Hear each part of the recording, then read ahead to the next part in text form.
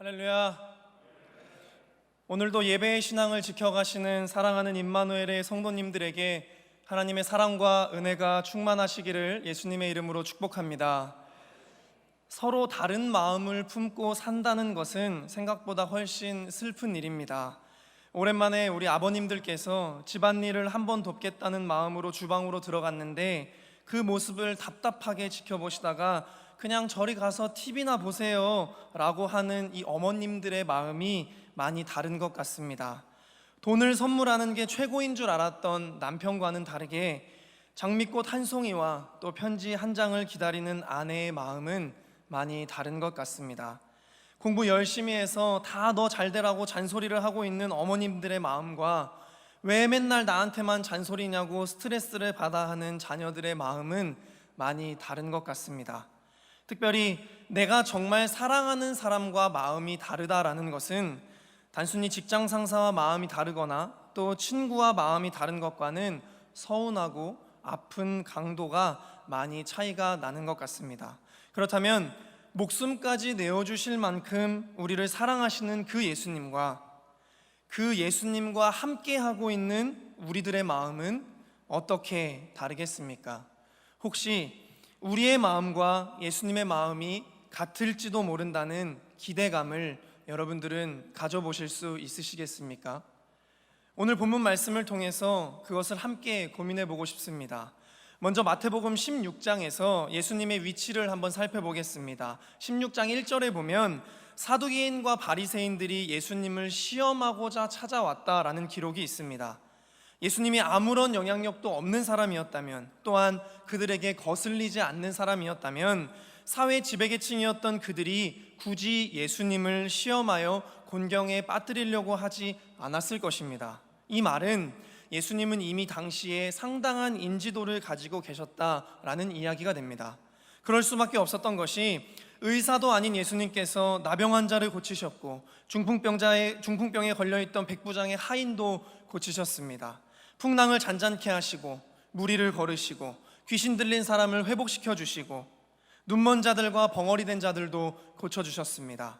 지혜가 충만한 말씀으로 하나님 나라를 선포하셨고 가르치셨고 오병이어의 기적도 행하셨습니다.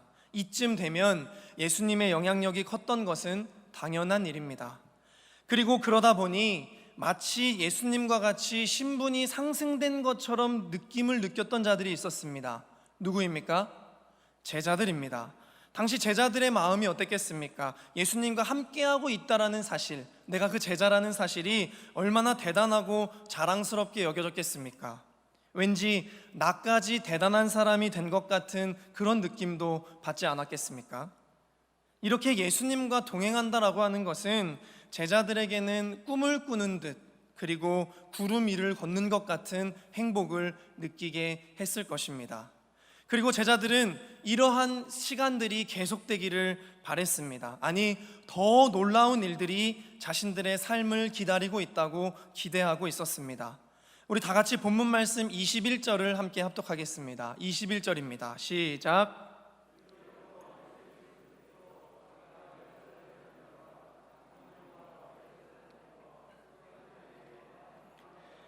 죽임을 당하고 3일에 살아나야 할 것을 제자들에게 비로소 나타내시니 아멘. 제자들의 바램이 유리창 깨지듯이 깨지는 소리입니다. 갑자기 예수님께서 제자들에게 나는 곧 고난을 받고 죽임을 당하고 3일 만에 부활할 것이다 라고 말씀을 하시는 겁니다. 예수님께서 처음으로 자신의 죽음에 대해서 예고하신 장면입니다. 이 말을 듣고 당황한 베드로가 다급한 목소리로 예수님께 이야기합니다. 본문 말씀 22절입니다. 베드로가 예수를 붙들고 항변하여 이르되 주여 그리 마옵소서, 이 일이 결코 주께 미치지 아니하리이다. 예수님, 무슨 말씀이십니까? 절대로 그런 일이 일어나서는 안 됩니다. 저는 베드로의 이 마음이 어떤 마음인지 너무 궁금했습니다.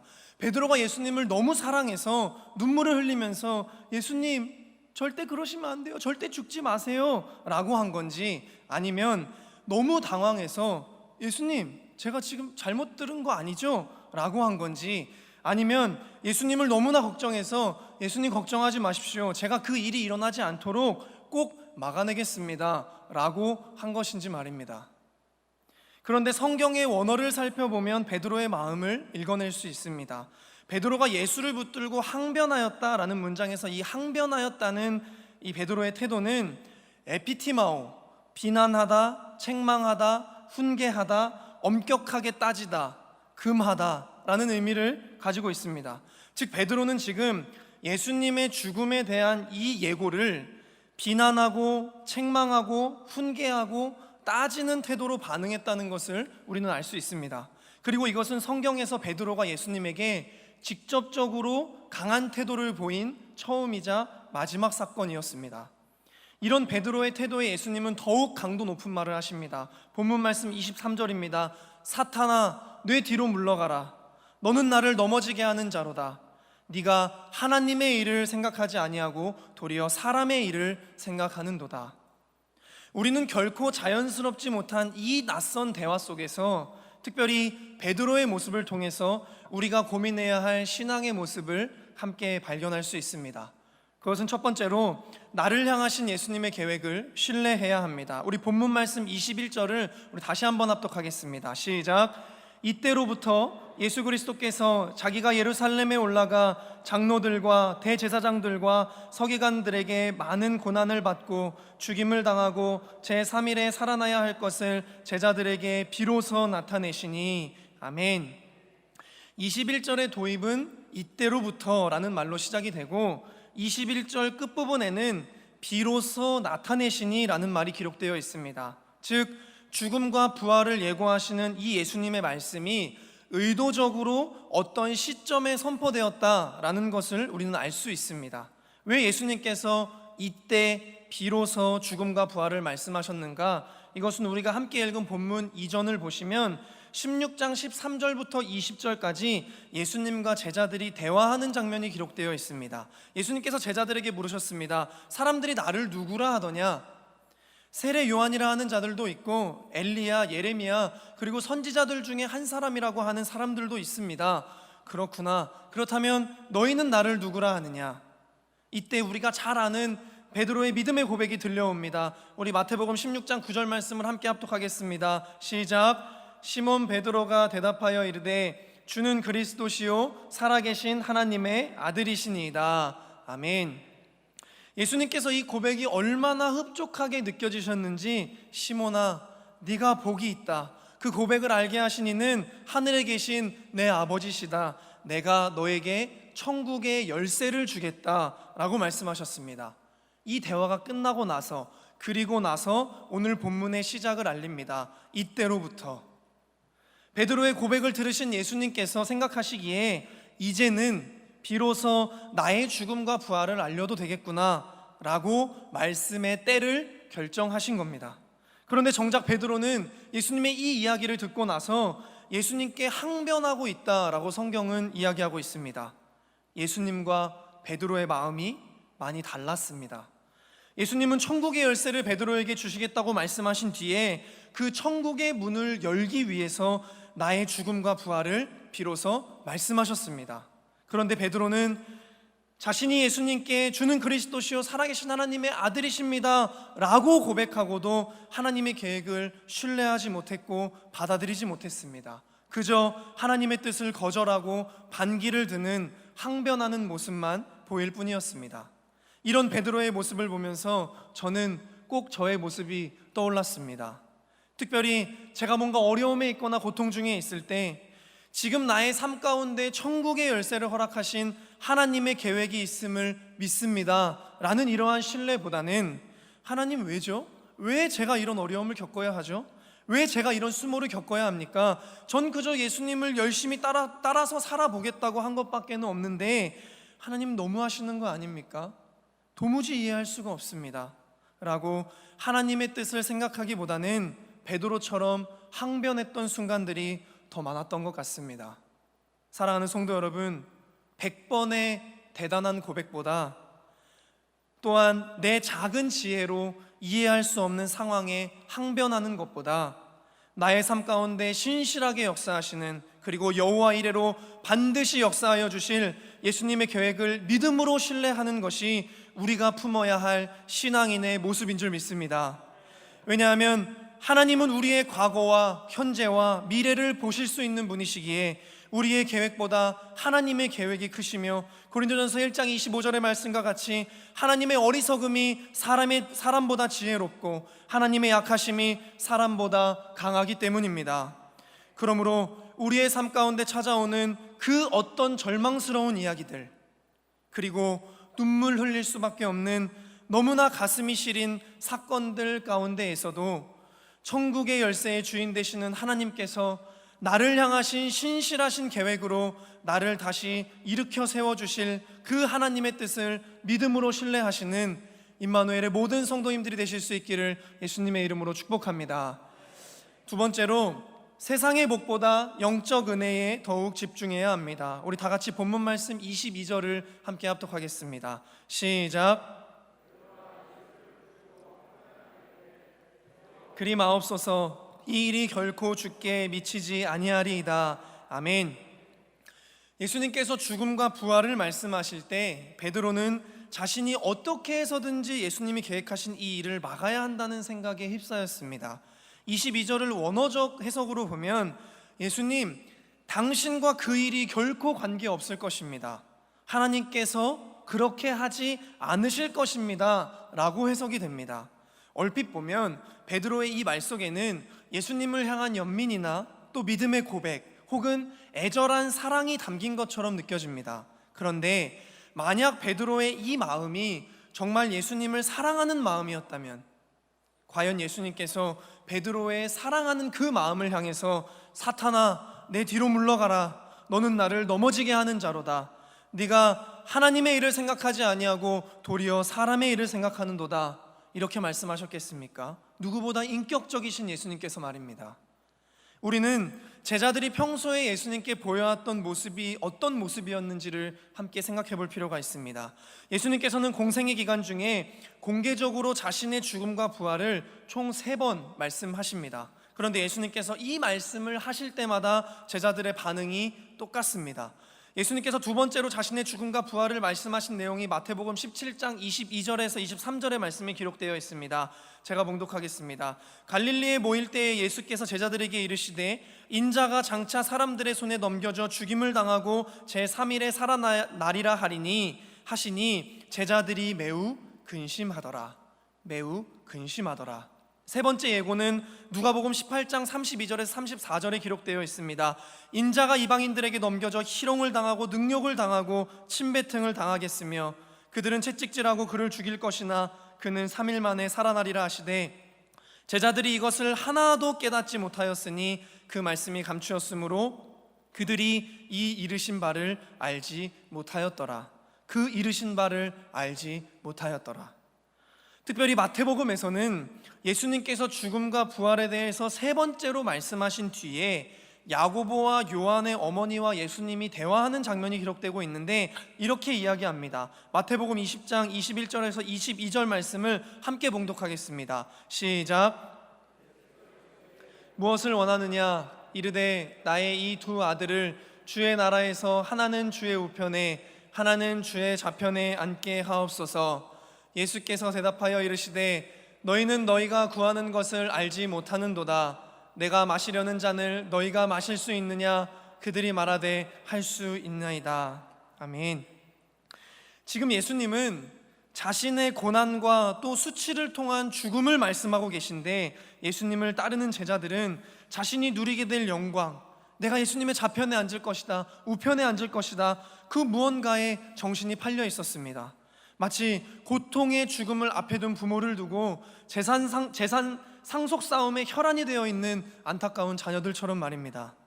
베드로가 예수님의 죽음을 말리고 싶었던 것은, 그리고 예수님께서 사탄아 물러가라 하신 것은 지금 구원의 완성이라는 엄청난 영적 사건을 말씀하실 때에 그 놀라운 은혜를 깨닫지 못하고 준비하지 못하고 갈망하지 못하고 오직 내가 누리고 싶은 그 영광, 내가 예수님에게서 빼먹고 싶은 그 세상의 복에만 혈안이 되어 있었던, 서로 달라도 너무 달랐던 마음 때문이었습니다. 예수님이 그냥 죽어버리면 지금까지 예수님 쫓아다니면서 누렸던 기적과 은혜 다 사라질지도 모르는 게 두려웠던 것 같습니다. 내가 예수님을 열심히 따라다녔는데 예수님 죽으면 난 아무것도 아닌 존재로 인식될지도 모른다는 게 두려웠던 것 같습니다. 예수님께서 얼마나 속상하셨겠습니까? 제자들을 너무나 사랑하셔서 천국 문을 열기 위해 죽음의 길도 불사하시는 이 예수님의 마음과는 달리 정작 자신들을 위한 예수님의 죽음과 부활의 예고를 3번이나 듣고도 전혀 깨달음이 없이 세상 복을 위한, 세상 영광을 위한 자리싸움을 하는 제자들의 마음 말입니다. 사랑하는 성도 여러분, 세상의 복은 예수님께서, 하나님께서 우리들에게 베풀어 주시는 분명한 은혜가 맞습니다. 성경도 그것을 증언하고 있습니다. 그 모든 것이 하나님으로부터 오지 않았다면 우리가 어찌 살아갈 수 있겠습니까? 그러나 우리가 먼저 집중해야 할 우리의 삶은 영적 은혜를 갈망하는 삶이고, 성도다운 모습에 목마른 삶이고, 그리스도인의 정체성을 간절히 붙들며 살아가는 삶인데, 그것이 우리에게 주어진 세상 어느 것과도 감히 비교할 수 없고 바꿀 수 없는 최고의 은혜인데, 왜 우리가 하고 있는 고민은 늘 영적 은혜에 대한 고민이 아니라 매일 무엇을 먹을까, 무엇을 마실까, 무엇을 입을까, 언제쯤 성공할까, 나는 언제쯤 좀 잘 될까, 언제쯤 대박이 날까, 이런 것에 혈안이 되어 있는가 하는 겁니다. 마치 세상에 복이 없으면 금방이라도 예수를 떠나버릴 것 같은 그런 사람들처럼 말입니다. 아까 한 장로님과 낮에 이야기를 나누는데 저에게 그런 말씀을 하십니다. 사명에 대해서 생각하지 않는 순간 저절로 세상 걱정들로 꽉 차게 된다고 말씀을 하셨습니다. 이는 다 이방인들이 구하는 것이라 너희 하늘아버지께서 이 모든 것이 너희에게 있어야 할 줄 아시느니라. 그런즉 너희는 먼저 그의 나라와 그의 의를 구하라. 그리하면 이 모든 것을 너희에게 더하시리라. 아멘. 사랑하는 성도 여러분, 하나님께서 우리의 모든 삶과 형편을 다 아신다고 성경은 기록합니다. 그러니까 염려하지 말고 먼저 영적 은혜를 갈망하고 집중하라고 하나님은 말씀하고 계십니다. 그러므로 예수님께서 우리에게 베풀어 주시는 영적 기쁨을 더욱더 사모하심으로 하나님의 뜻을 온전히 이루시는 저와 여러분의 삶이 될 수 있기를 예수님의 이름으로 축복합니다. 사랑하는 성도 여러분, 예수님과 이 베드로의 대화 속에서 베드로가 많이 놀랬을 것 같습니다. 베드로가 누구입니까? 예수님의 수제자 아닙니까? 아마 많은 사람들 사이에서도 이 베드로는 제자들 중에서도 가장 믿음이 좋은 사람으로 여겨졌을 것입니다. 심지어 그에게 천국의 열쇠를 주시겠다고 하셨는데, 그런 베드로에게 사탄아 물러가라 라고 하신 것은 베드로 본인에게도 적지 않은 충격이었을 것입니다. 만약 저에게 예수님께서 사탄아 물러가라 이렇게 말씀하신다면 억장이 무너질 것 같습니다. 예수님께서 베드로에게 사탄이라고 하신 것이 아닙니다. 베드로가 사탄이 아니라 주는 그리스도시요 살아계신 하나님의 아들이십니다를 고백했던 그 베드로의 믿음을 흔들고 있는, 그래서 하나님의 뜻을 분별하지 못하게 하고 영적 가치도 흐리게 만들어버리는 베드로의 영혼과 생각과 언어와 마음을 지배하려는 그 사탄의 실체에게 물러가라 라고 예수님께서 말씀하신 겁니다. 그리고 이 말은 우리가 예수님의 뜻을 신뢰하지 못하고 우리가 영적 은혜가 아닌 세상의 은혜를 더 큰 것으로 여기며 믿음에 대해서 혼동하게 될 때 우리 안에도 사탄의 유혹이 언제나 살아 숨쉬고 있음을 깨닫는 경각심이 필요하다는 것을 이야기하고 있는 것입니다. 베드로전서 5장 8절은 우리가 잘 알고 있습니다. 근신하라 깨어라 너희 대적 마귀가 우는 사자같이 두루다니며 삼킬 자를 찾나니 라고 기록합니다. 왜 사탄을 우는 사자라고 표현했습니까? 사자가 우는 소리는 8km 밖에서도 사자끼리는 들을 수 있다고 합니다. 그것은 멀리 떨어져 있는 사자떼와의 통신수단으로 먹잇감을 사냥할 때의 기능이 있다라고 이야기합니다. 우리가 영적으로 깨어있지 못할 때 사탄은 먹잇감을 놓치지 않기 위해 울음소리를 낼 것이고, 사탄의 세력들은 어떻게 해서든 우리를 집어삼키려 할 것입니다. 그래서 예수님은 제자들에게, 그리고 오늘날 우리에게 사는 길을 제시하십니다. 우리 다 같이 본문 말씀 24절을 함께 합독하겠습니다. 시작. 이에 예수께서 제자들에게 이르시되 누구든지 나를 따라오려거든 자기를 부인하고 자기 십자가를 지고 나를 따를 것이니라. 아멘. 따라오려거든, 따라오려면 따라오고 말려면 말하라, 선택지를 주신 겁니까? 아닙니다. 안 따라가면 죽는다는 얘기입니다. 자기를 부인해라, 헬라어 아팔레오마이, 거절하는 것, 금하는 것. 나의 생각과 나의 뜻과 나의 계획과 나의 자아와 나의 욕망과 하나님으로부터 오지 않은 모든 것들을 필사적으로 거절하는 것, 필사적으로 금하는 것을 이야기합니다. 자기의 십자가를 져라. 우리의 삶은 다 다릅니다. 상황도 다르고 형편도 다릅니다. 그러나 우리는 모두 나만의 십자가를 져야 합니다. 누구의 십자가가 더 커 보이는지, 아니 왜 저 사람의 십자가보다 내 십자가가 유독 더 무거워 보이는지 신경 쓰지 마십시오. 우리는 그저 자신의 십자가를 지고 예수님을 따르는 겁니다. 자신을 비워낸 상태와 자신의 상황을 다 짊어진 채로 예수님을 따르는 겁니다. 예수님을 의지하는 겁니다. 예수님을 신뢰하고 예수님을 바라보고 예수님을 따라가는 겁니다. 그리하면 이 말씀이 성취됩니다. 본문 말씀 27절에서 28절을 제가 봉독하겠습니다. 인자가 아버지의 영광으로 그 천사들과 함께 오리니 그때에 각 사람이 행한 대로 갚으리라. 진실로 너희에게 이르노니 여기 서 있는 사람 중에 죽기 전에 인자가 그 왕권을 가지고 오는 것을 볼 자도 있느니라. 아멘. 만왕의 왕 예수 그리스도께서 여러분들의 인생 가운데 행하신 모든 것들을 다 갚아주겠다라고 말씀하십니다. 온 만물의 창조주께서 그 영광을 보여주실 것이라고 말씀하십니다. 천국의 주인께서 그 인생과 그 삶 가운데 천국이 있다라고 오늘 우리들에게 말씀하고 계십니다. 사랑하는 성도 여러분, 그러므로 걱정하지 마십시오. 염려하지 마십시오. 하나님께서 여러분들의 미래를 계획하셨습니다. 그 길로 인도하십니다. 그 삶을 책임지십니다. 우리는 세상적인 삶의 하루하루를 청산하고 끊임없이 은혜의 보좌 앞으로 그 영적 삶을 향해서 나아가는 것만이 우리의 사는 길인 줄 믿습니다. 하나님은 오늘 우리에게 무엇을 기대하고 계십니까?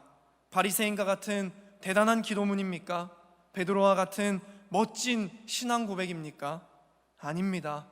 여러분이 한 걸음 한 걸음 내딛는 자기를 부인하고 십자가를 지고 따르는 그 소중한 하루하루의 삶을 기대한다는 것을 반드시 기억하시고 그 은총의 삶을 믿음으로 살아내시는 저와 여러분들의 축복된 인생이 될 수 있기를 예수님의 이름으로 축복합니다. 기도하겠습니다.